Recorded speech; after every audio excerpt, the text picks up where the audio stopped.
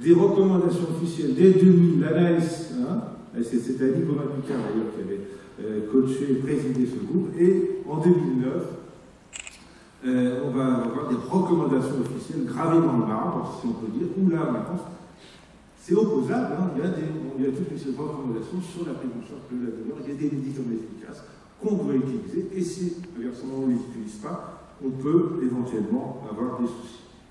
Donc le passé de la Révolution, en effet, chez ces journées UNESCO, on a eu des équipes qui ont été complètement sidérées. J'entends encore régulièrement ce genre de témoignages. Comment pouvait-on faire des myélogrammes, des ponctions lombaires sans être à 3, à 4 pour tenir les enfants?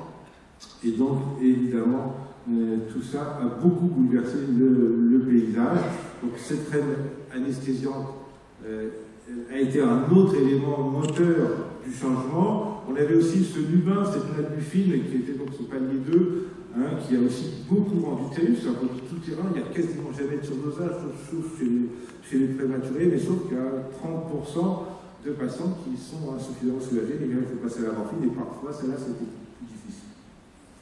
Enfin, je voudrais aussi parler dans les moyens non médicamenteux, on va le voir, de soulager la douleur, c'est aussi diminuer l'anxiété, et l'information de qualité, comme c'est le faire sparadrap, est quand même importante à souligner. Et je travaille d'orfèvrerie parce que vous avez probablement, j'espère, tous vu ces documents, hein, et simples, clairs, mais il y a un travail énorme, il y a des 50 allers-retours entre les enfants, les professionnels, les graphistes sur, en effet, le bon mot, la bonne attitude, et ça aussi, c'est ça qui fait la qualité de ces documents qui nous aident au quotidien. Et j'en profite pour faire la pub pour la dernière là, qui vient de sortir sur le prépuce, qui fait un malheur. D'ailleurs, il y a eu l'autre jour, là, avant-hier, sur l'atelier sur le prépuce, qui était plein, parce qu'en effet, il y a des énormes besoins non couverts autour de cette problématique. Il faut saluer aussi la recherche française. Hein. Donc Ricardo Carvajal, qui était d'abord à Poissy, qui est maintenant à Trousseau, a fait superbes études justement sur les moyens non médicamenteux, enfin, les solutions sucrées, l'allaitement. Il a fait aussi tout cet énorme travail d'épipène sur, en effet, la douleur des soins, la douleur des soins chez le nouveau-né. Là, il va republier la suite. On voit bien la grande diversité, la grande hétérogénéité pour la même pathologie, le même poids. Les enfants vont avoir, selon les équipes, hein, beaucoup plus ou beaucoup moins d'actes douloureux. Et là aussi, on voit que les moyens antalgiques utilisés sont très pauvres. Et là aussi, ce sont ce type d'études qui peuvent nous permettre d'avancer. Et enfin, la grille Evandol, et donc ça c'est Elisabeth Fournier-Charrière, qui est à 17, et ce groupe Evandol qui a fait cette grille qui est une très belle écoute, parce qu'autant elle a été validée aux urgences, et là il y a toute une série de travaux de validation qui sont en train de se terminer en post-opératoire dans les murs, et c'est une grille qui est pratique, parce qu'en effet, on va observer l'enfant à son arrivée, et on voit une demi-heure après quand on est en nostalgique, et là on a vraiment une très très grande finesse pour soigner ces enfants, et encore une fois, c'est une équipe française et francophone, il faut les saluer. Alors voilà, donc là c'est solutions sucrées, j'espère que la vidéo... Ah, ça manque de son. Si, il peut y avoir un retour de son.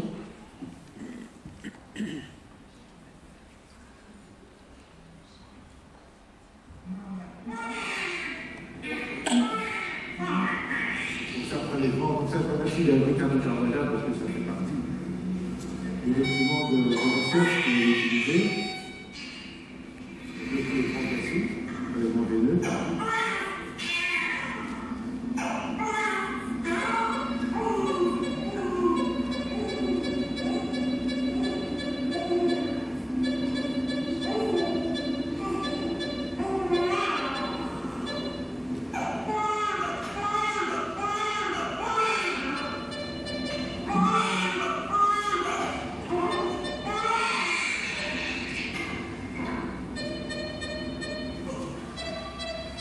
Et là, donc, la même chose, dans le même ensemble, en tout cas le même prélèvement avec le sein de maman, l'odeur de maman, le contact peau à peau. Et là, il n'y a pas photo. Malgré les deux tentatives.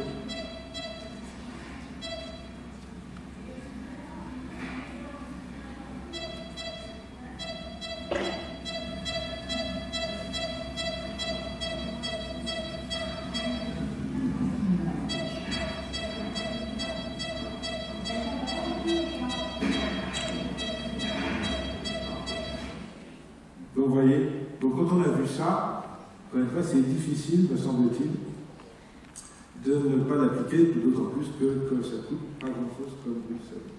Là aussi, donc, ce qu'il faut rappeler aussi, donc, on l'a évoqué tout à l'heure, que les phénomènes anxieux sont souvent très importants, hein, et justement le détournement de l'attention, les stratégies ludiques, la capture sensorielle avec des sons, aussi c'est par avoir toute une série d'instruments à vous proposer, on peut capter en effet la sensorialité des enfants et permettre que la douleur soit largement diminuée, en tout cas la perception. L'hypnoanalgésie aussi est d'une efficacité tout à fait reproductible dans ce type de soins, mais tout ça, ça implique un truc relationnel avec l'enfant. C'est pas uniquement une technique, loin de là, il faut en effet l'apprivoiser et surtout l'analyser. Donc le bilan très positif, des avancées réelles, comme on l'a vu, un socle réglementaire. Je crois qu'il n'y a pas beaucoup de pays au monde qui ont le socle réglementaire dont on dispose en France, des documents de qualité, mais la vraie vie, vous voyez, le quotidien est quand même parfois un peu plus difficile. On voit bien que justement, même si les urgences étaient quand même un superbe topo, néanmoins, il y a aussi notamment les urgences mixtes, c'est-à-dire que les urgences qui reçoivent des adultes et aussi des enfants. Là, on voit que là aussi, il y a vraiment une inégalité et que les brûlures, les fractures peuvent être largement mieux prises en charge en France, que des antalgiques sont donnés, mais du paracétamol souvent uniquement, et que ça suffit absolument pas, qu'on ne va pas réévaluer ce qu'on a fait en dehors des urgences, là ça concerne nous tous, hein, en ville mais notamment. Les laboratoires de ville, là aussi, auront d'immenses progrès à faire. On va dire que les menaces soient vraiment très utilisées dans ce cadre-là.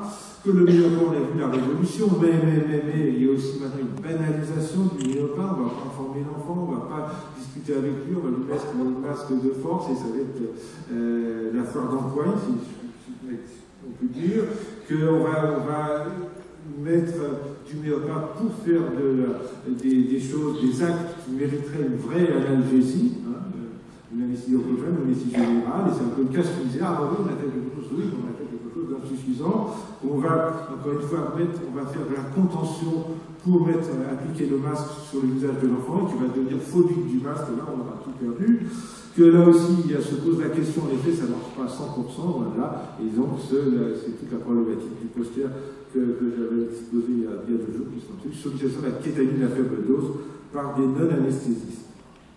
Que aussi la problématique qui émerge, qui est quotidienne, c'est en effet la violence au quotidien. Quand ça ne marche pas, qu'est-ce qu'on fait? Et là, en effet, cet enfant autiste avec une suture aux urgences, là, les urgentistes du Var ont très bien décrit ce que ça a provoqué comme dégâts à tout point de vue dans sa vie d'urgence, et avec en effet un titre aussi intéressant, là aussi, est-ce que c'est le caprice de l'enfant ou la patience du médecin? On voit que parfois la frontière est pauvre, en vérité, est faible. Bon, la contention, là aussi, ça, on s'en traitait jusqu'à présent, c'est ce qu'on mettait sous le tapis. Bon, maintenant, voilà, la contention, c'est aussi un marqueur des pratiques qui peuvent être améliorées, et on sait qu'il y a toute une série de situations où on peut améliorer les choses de 50% facilement. Je ne dis pas que faire de la pédiatrie sans faire de la contention, bien sûr qu'il y aura toujours, pour certains, de la contention, mais là, je parle de la contention forte, on y a 3-4 sur le gamin, c'est ça, cette réalité, toutes les phobies iatrogènes qu'on est en train de fabriquer. Donc là, je veux dire qu'il y a eu là des papiers, des urgences de Melbourne, l'instruction, on a fait tout un travail sur justement les niveaux de contention forte qui sont utilisés quotidiennement. Autre problème qui émerge actuellement, c'est le problème de la codéine. Vous savez qu'en France, à la suite de l'alerte de la FDA, donc qu'est-ce qu'on va utiliser? En palier 2, le tramadol, mais le tramadol, visiblement, le profil pharmaco reste proche aussi de la codeïne, et peut-être que les accidents qui ont été décrits avec la codeïne, on devrait les voir avec le tramadol. Le problème de l'ibuprofène, qui est là aussi en France, on a quand même une position tout à fait spécifique.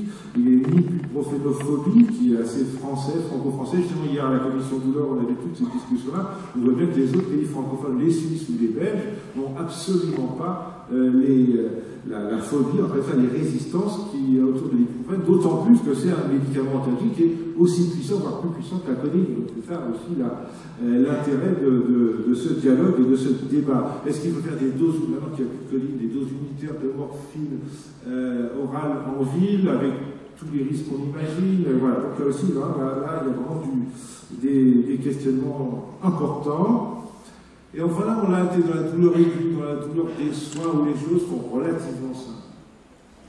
Et par contre, la douleur chronique, là, on est dans une autre complexité, voire même, on est dans un modèle complètement inverse à la douleur aiguë. Car autant dans la douleur aiguë, en effet, on évalue, on voit si nos traitements sont efficaces, et on donne des médicaments, et là, même si on a vu que l'hypnoanalgésie peut être efficace et se mais enfin, globalement, il y a quand même une réponse médicamenteuse. Dans la douleur chronique, c'est l'inverse. Justement, on va très peu demander, ou même pas demander, à souvent ces ados qui sont des douleurs inexpliquées, inexplicables, qui n'ont pas de support organique. En effet, on va voir comment ils fonctionnent, comment ils ont le moral ou pas, et on ne leur demande pas en permanence combien il y a de douleurs, parce que là, on les enferme dans cette douleur, on risque de les enfermer dans cette douleur chronique. C'est des consultations longues, multidisciplinaires, sur le modèle biopsychosocial, et c'est une réponse à des psychocorporelles, ce sont les méthodes psychologiques qui vont être la réponse, qui n'est pas du tout les médicaments. Mais là aussi, on va faire le ménage, pour ne pas maintenant arriver trop d'enfants et d'adolescents à qui on a donné ces médicaments de la douleur qui sont inefficaces, voire dangereux. Aussi, tout ce qu'on a pu, donc, centre de référence de la migraine à Trousseau, on a bien pu montrer aussi que cette maladie est très fréquente, 5 et 8% des enfants sont migraineux, que les sacs peut commencer très tôt, de moins de 3 ans, et on sait que les chroniques diminution. Il y a eu 2 groupes papiers récents qui montrent qu'un certain nombre seraient probablement des précurseurs de la migraine, qui est une maladie génétique et familiale. Donc c'est ça qu'il y a un certain correctif maintenant qu'on peut mettre en place. Hein, dans ces plans de douleur, on disait la douleur à zéro pour tout le monde. Non, c'est pas possible. C'est pas possible. Notre obligation, c'est de mettre en œuvre tous les moyens efficaces de prise en charge de la douleur, et la douleur à zéro, pour certains, ce sera en effet pas du tout le bon objectif. Que les morphiniques, eh ben, on ne faut pas les utiliser pour des douleurs sévères. La migraine, c'est une céphalée intense à 8 sur 10, c'est vrai qu'on n'utilise pas de morphinique, parce que d'abord c'est pas efficace, et en plus, on n'est pas à l'aise, parce que on va en prendre régulièrement, et il y a des risques qui sont évidents. De la même manière, tous ces patients qui ont des douleurs inexpliquées, inexplicables, on ne donne pas de morphinique, parce qu'on voit que justement aux États-Unis, ça se passe très mal. On reste vigilant aussi sur on a vu aussi que donner de la morphine de manière systématique à des nouveau-nés de petits poids pour la sédation, ben, c'est pas forcément que des bénéfices. Que là aussi toute la question, tout le débat qu'il y a actuellement sur en effet les médicaments qui agissent sur certains récepteurs avec des effets nocifs sur le cerveau des nouveau-nés, là aussi il faut mettre en balance bénéfices-risques. Hein. Il y a aussi des risques, comme on l'a dit tout à l'heure, de ne pas faire d'analgésie chez ces patients. Et puis rappeler quand même que les antalgiques, et ça c'est le cas, encore une fois, ce que je viens de dire, c'est la douleur chronique, ce sont des psychotropes puissants, et on voit quand même le gros problème qu'il y a actuellement aux États-Unis, où on a vu quand même qu'il y a de plus une épidémie d'addiction iatrogène prescrite pour les morphiniques par les médecins, parce qu'en effet, on est dans cette spirale infernale, où des patients déprimés qui ont des feuilles de douleur abaissées, qui ont mal, et on leur donne ces médicaments-là, et on a vraiment, là, très récemment, la courbe des décès par overdose, donc liés aux morphiniques, s'est inversée. C'est-à-dire qu'avant, c'était les héroïnomanes, les toxicomanes classiques, et là, maintenant, ce sont des patients adultes qui ont des morphiniques pour des raisons médicales. Donc le triomphalisme n'est pas de mise, même si on a vu quand même qu'on a beaucoup avancé, que les pratiques au quotidien, ça reste très variable d'un hôpital à l'autre, d'un service à l'autre, d'une équipe à l'autre, que le service, là aussi on voit bien s'il y a un engagement du chef de service, du cadre, et bien là aussi, l'infirmière toute seule, ou le médecin tout seul qui veut faire bouger les choses, et bien très vite il va s'épuiser. Oui, Sisyphe, hein, qui, on sait que comme pour les infections nosocomiales, eh bien ces messages ne sont jamais acquis. Les mauvaises habitudes sont plus fortes que les bonnes. Et bien les injections de rappel sont obligatoires. C'est ça aussi qu'il faut comprendre, c'est un effort permanent. En effet, aller chercher la grille d'évaluation, ou la chercher sur son smartphone, prendre 15 minutes pour apprivoiser cet enfant phobique, aller chercher le livret sparadrap, c'est des efforts quotidiens. Et c'est vrai, quand il y a l'épidémie de bronchiolite dans le service, voilà, il faut être réaliste parfois, mais néanmoins, il faut savoir que ce n'est pas spontané. On sait aussi que l'ambiance du service en tout cas pour ce qui est donc de l'hôpital, on voit bien qu'il y a des études qui ont montré que même si les infirmières avaient été formées, avaient l'information sur les protocoles antalgiques, eh ben, elles vont les utiliser selon l'ambiance du service. Soit elles sont reconnues, et soit l'ambiance n'est pas bonne. Ça, on sait tous, on a tous fait tout ça. Alors, en effet, les protocoles, on les met sous le tapis. La pression des parents, là aussi on voit bien ces parents qui vont d'un service à l'autre. Bah, pourquoi maintenant dans le service ils essaient et vous ne le faites pas? Là aussi c'est une force de changement évidente. Donc les recettes du succès, donc on a une belle panoplie comme on l'a vu, mais il faut des êtres humains motivés, disponibles et empathiques. Et donc la conjonction, vous voyez, il y a 3 niveaux. Il y a cette volonté politique nationale, les plans de l'ordre, c'est nécessaire mais ça ne suffit pas. La volonté locale au niveau des responsables du service, et puis une diffusion des connaissances continues, permettant donc ces réponses quotidiennes, comme on a pu les voir.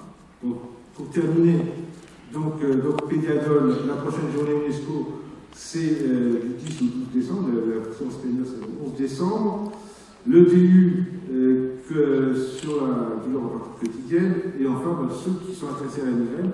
Donc l'expérience du centre de référence de la migraine, donc les 9000 enfants qu'on a vus, on a voulu, avec Barbara Tournier et Rémi Amourou, donc transmettre cette expérience, et donc il y a un bouquin qui est sorti et qui sera signé à la sortie de cette réunion. Merci beaucoup.